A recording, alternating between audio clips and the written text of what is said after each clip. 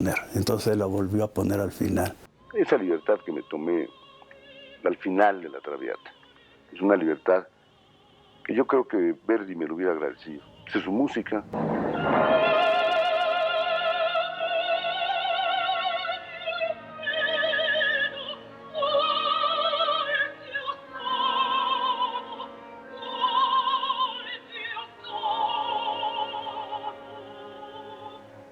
El mundo de Juan Ibáñez, con todas sus obsesiones desde cineasta y de todos sus sueños, sus fantasías, y llevadas a una Traviata muy extraña.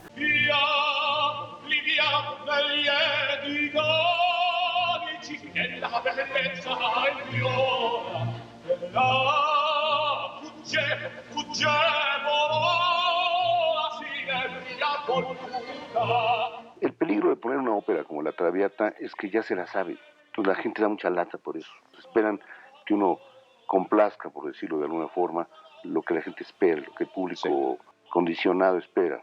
Bueno, él como hombre de teatro y amante de la música, creo yo que su concepción era, como decía Wagner, la obra de arte integral. Wagner decía que no era ópera nada más el canto y la música, todas las artes se combinaban en una sola, que era lo que llamaba la ópera, el Gesamtkunstwerk en alemán, la obra de arte integral. Y en sus puestas en escena, la escenografía, el vestuario, el maquillaje, la acción y todo tenían una estructura integrada. Pero Ibáñez era un visionario y, como decía Ramón Vargas, se adelantó 30 años o 40 años a lo que se iba a hacer posteriormente.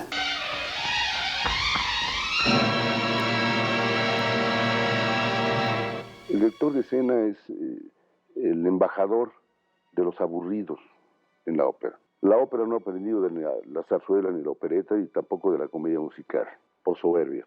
Y tampoco ha querido aprender del show. Una puesta en escena es una recreación, pero debe ser una recreación lo más fiel posible a esa parte substancial, pero que a veces está oculta.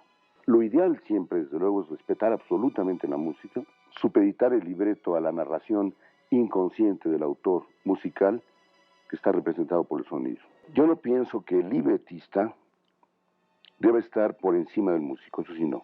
Juan entendía la ópera como forma dramática, no como música a la que se le añade la expresión textual vocal, sino como drama que se expresa en términos musicales. El diálogo de las artes visuales con la acción escénica, su exploración de pintura italiana y española para La Cenicienta de 1992, sus exploraciones en torno a la plástica de Pedro Coronel para distintas puestas en escena, teatrales u operísticas, estaban sustentados en un conocimiento muy amplio de las diversas disciplinas artísticas. La música es, después de la poesía, claro, es el arte más abstracto que hay. Y el teatro no es para nada anticonceptual, es conceptual básicamente, aunque llegue a la abstracción por la poesía. Y yo no puedo abandonar mi naturaleza de investigador y experimentador.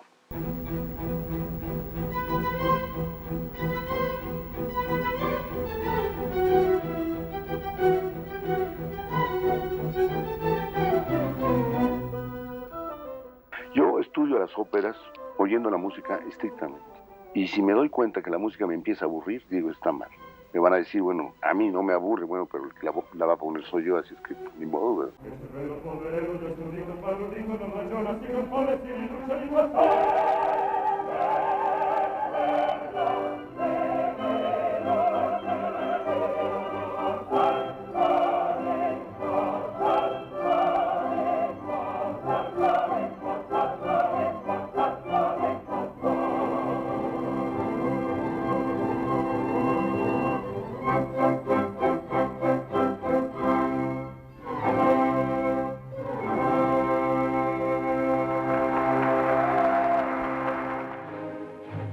El tiempo es una manera de medir la música de Dios.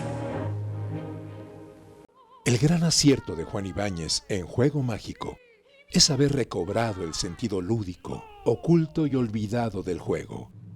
haber derribado reglas, órdenes, para soltar la imaginación y ofrecer el placer, donde está sucediendo el mágico encuentro del hombre con su infancia, en una vertiginosa conjunción de sonidos y movimientos, en los que nuestra pobre imaginación atrofiada es impulsada a soltar las amarras, remontar el tiempo y alcanzar el auténtico juego. Juego Mágico era un gran divertimento de fragmentos operísticos en que Juan lo que pretendía era dar a conocer al público ingenuo, al público que no conocía ópera, fuera infantil, juvenil o adulto, la riqueza de la música en articulación con el teatro, a través pues de una estructura de tipo casi circense, jugando precisamente con los elementos visuales y potenciando siempre la voz humana y el discurso musical como expresión dramatúrgica a partir de selecciones de grandes fragmentos operísticos.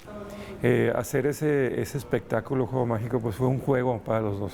Nos divertimos de verdad inmensamente, porque él me decía, mira, el texto es esto, en este momento sucede esto, en este momento hay tal poesía, búscame una música adecuada. Entonces imagínate para mí, que soy fanático de la ópera, pues era echar a volar la imaginación, ¿no? Juan se encargó de toda la puesta en escena, Enrique Patrón, de hacer esa selección musical, que eran áreas de ópera de las más conocidas, porque lo que queríamos era acercar a otro público que no iba a las óperas, que no iba a Bellas Artes, a que oyeran y se dieran cuenta que se podía jugar con la ópera y se podía presentar de muchas maneras. Con Juego Mágico, Juan puso a foguearse a toda una generación de cantantes. Fernando Lamora, Ramón Vargas, Lourdes Ambrís, Marta Félix, Manuel Satamés, toda esa generación pasó por Juego Mágico.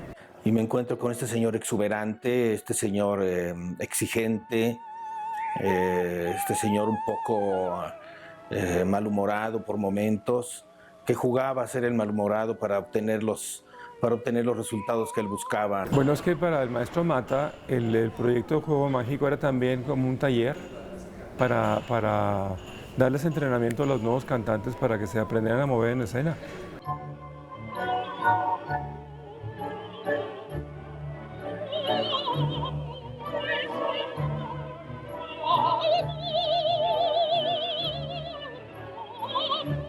Fue realmente increíble, muy audaz para su época. Los puristas de la ópera se sintieron un poquito ofendidos, ¿no? Que decían que era como que la ópera era algo muy serio y sacrosanto y que eso era un circo.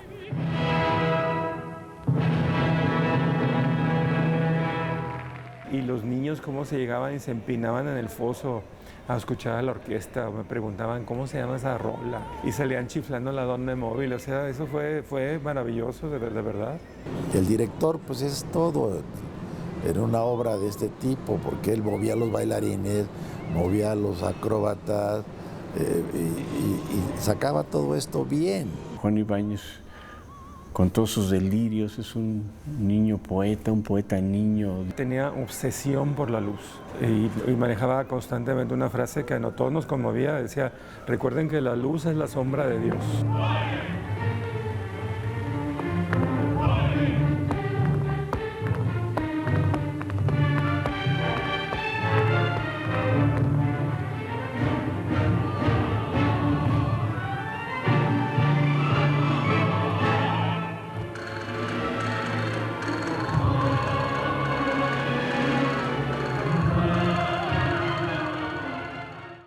Juan había tenido una gran frustración cuando trató de hacer unas temporadas de Juego Mágico en Nueva York, y cuestiones organizativas y básicamente de tipo sindical en los teatros neoyorquinos le impidieron a Juan el desarrollo de Juego Mágico en Nueva York. Juan quiso en algún momento que Juego Mágico volviera a tener vida, volviera a presentarse, y fue cuando me propuso que lo hiciéramos juntos.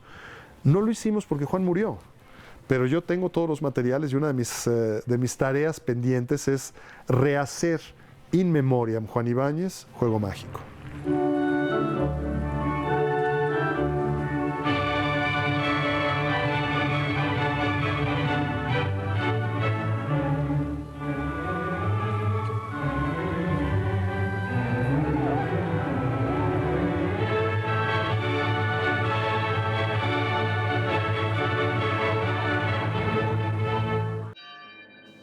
tiempo, ¿qué es el tiempo?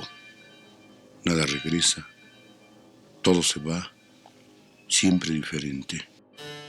Después de 3 décadas, regresaba al paraíso atrofiado, como él nombró a la ciudad de Guanajuato. Como una hipótesis, pueda pensarse que la prístina belleza del aire de los cielos de la ciudad, consecuentemente de sus colores y de sus propios matices, la estructuración arquitectónica especial de sus calles, las variantes del paisaje y la oscuridad en sus noches cargadas de sugerencias, más otra cantidad de atributos, han creado también un ser social, en muchos sentidos relajado, desenfadado, poco exigente. Y eso a Juan lo crispaba.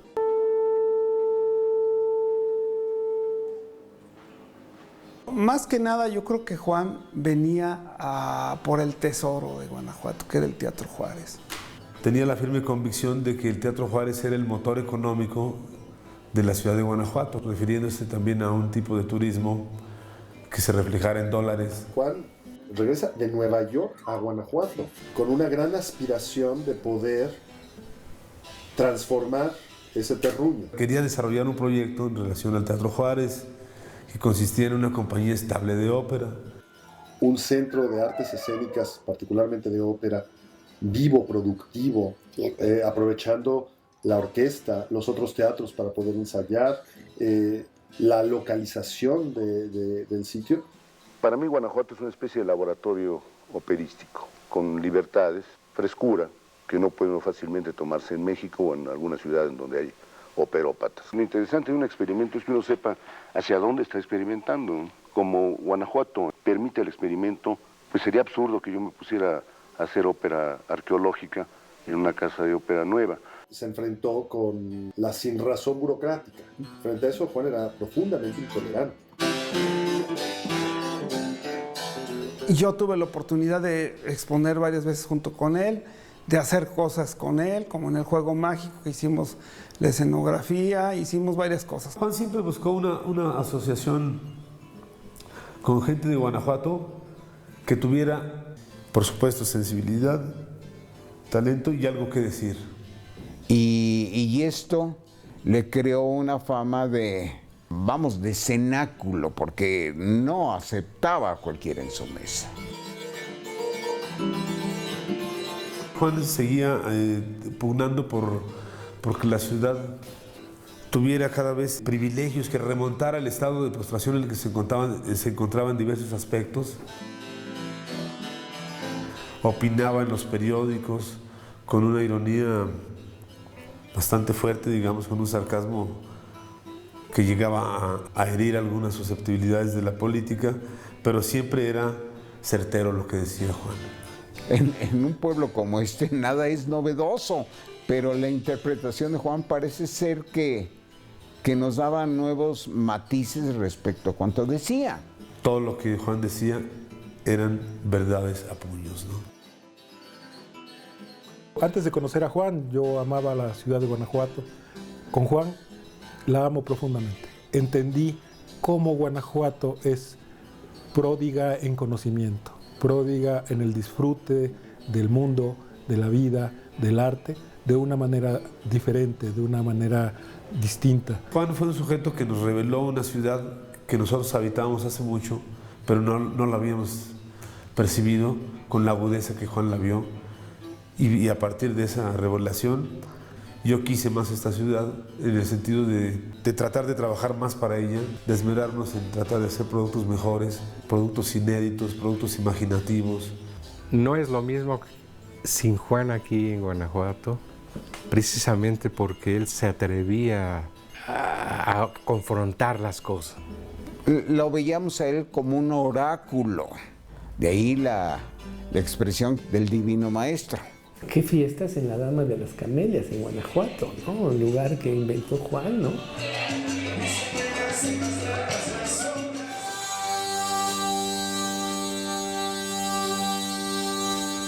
Ibáñez era exigente consigo mismo. Esta era una razón para ser productivo. Tenía una larga trayectoria de trabajo. Era ambicioso y creativo. Su capacidad de asimilar toda cultura y su vasta experiencia le ayudaban a encontrar nuevas maneras de expresión. Creaba y proponía acciones que enriquecieran la vida artística. Algo importante en él: se crispaba ante la mediocridad humana. Juan fue un maestro porque te llevaba a la hora de trabajar con él a esos caminos del arte, pero no en la obviedad de una explicación, a que encontraras la otra parte oculta, que está implícita en el arte, pero que la tienes que buscar para encontrarlo. Me he quedado con muchas premisas acerca de la vida y del arte que se desprendieron de mi relación con el maestro Ibáñez. Creo que el mejor homenaje a Juan Ibáñez es provocarte siempre de manera distinta. Juan, lo sigo escuchando y me sigue estremeciendo y me sigue moviendo a hacer cosas subversivas como las que él planteó, subversivas en este sentido, de trastocar, de tener una visión distinta del mundo, tener el valor de argumentar y de sustentar y sobre todo llevar a la práctica para el bien de la cultura de México. Juan Ibáñez sabía qué era lo que quería y contra viento y marea defendía sus posturas y lo que lograba eran obras maestras, ¿no? Juan Ibáñez nos deja un legado muy importante en lo que es el cine, la ópera y el teatro, pero además también en la concepción del arte como una manera universal de cambiar las cosas y de verlas de otra manera. Él estaba abocado para las grandes medidas, los grandes soluciones. Muchas cosas se quedaron a la mitad porque pues, antes se murió. Se fue muy joven, no se cuidó. Pero me parece importante que el nombre y el legado de Juan se recupere. Porque a veces México deja que se pierdan en el pasado grandes personajes como Juan. Una generación de cantantes mexicanos, o tal vez dos generaciones, nos vimos influenciados por este hombre, con su genialidad, con su sentido del humor, con su dureza. Fue parte y es parte, porque la historia existe, de lo que se hizo en la cultura en México y dejó una huella. Hizo una escuela y definitivamente dejó una marca en la Ópera Nacional. Algo más que me enseñó Juan es a no ser complaciente, sino más bien a ser exigente y riguroso. Como director de escena, Juan me enseñó que uno es el primer espectador, uno representa de alguna manera al público. Ese tipo de seres son muy especiales. Saben dónde encontrar su medio, saben a quién dirigirse, saben a quién controlar, y uno que está dispuesto, que maneja uno la sensibilidad, que está a flor de piel, tiene que reconocer eso, si no sería uno un ingrato, ¿no? Siempre se le ve, es como el cineasta, el que innovó, el que se atrevió a hacer películas como Los Caifanes y por supuesto en el teatro universitario, en Divinas Palabras.